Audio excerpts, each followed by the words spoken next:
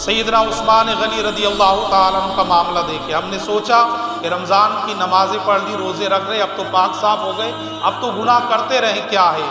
کیا نماز پڑھنے کے بعد، رمضان کے روزے رکھنے کے بعد ہمارے پاس یہ سرٹیفکیٹ آ گیا کہ اب ہم جنت کے اندر چلے جائیں گے؟ ہرگز نہیں آیا۔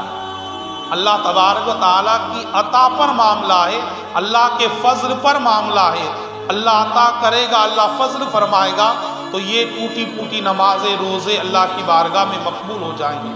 مگر آپ دیکھیں وہ سیدنا عثمان غنی کہ جو داماد مصطفیٰ ہیں، جن کے نکاح میں سرکار کی 2 بیٹیاں آئی، کہ جو عشرۂ مبشرہ میں جن کا شمار ہوتا ہے، صحابی رسول ہے جن کو سرکار نے جنت کی بشارت دنیا ہی میں عطا فرما دی تھی۔ وہ عثمان غنی جب قبرستان جاتے، قبر کے قریب کھڑے ہوتے تو اتنا روتے کہ آنسوؤں سے آپ کی داڑھی مبارک تر ہو جاتی، اتنا رویا کرتے تھے۔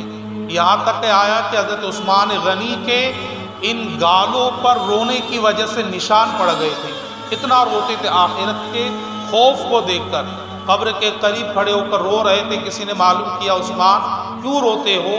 تو حضرت عثمان غنی نے قبر کی طرف اشارہ کر کر کہا کہ یہ دنیا کی منزلوں میں سے آخری منزل ہے اور آخرت کی منزلوں میں سے پہلی منزل ہے، اور اگر یہ آسان ہے، یہ صحیح ہے تو آخرت کی ساری منزلیں اچھی ہیں، اور اگر یہیں پر پکڑ ہو گئی تو پھر آخرت کی ساری منزلوں پر پکڑ ہو گئی۔ قبر کے بارے میں یہ حضرت عثمان غنی کی فکر تھی کہ آخرت کی منزلوں کو اگر آسان کرنا ہے تو پھر دنیا کے اندر اللہ کی عبادت کرنا ہوگا، اللہ کی رضا والے کام کرنا ہوگے۔ اللہ جن کاموں سے راضی ہوتا ہے وہی کام ہمیں کرنے ہوں گے، تب اللہ تبارک و تعالی راضی ہوگا، تو قبر بھی ہماری روشن ہو جائے گی اور آخرت بھی روشن ہو جائے گی۔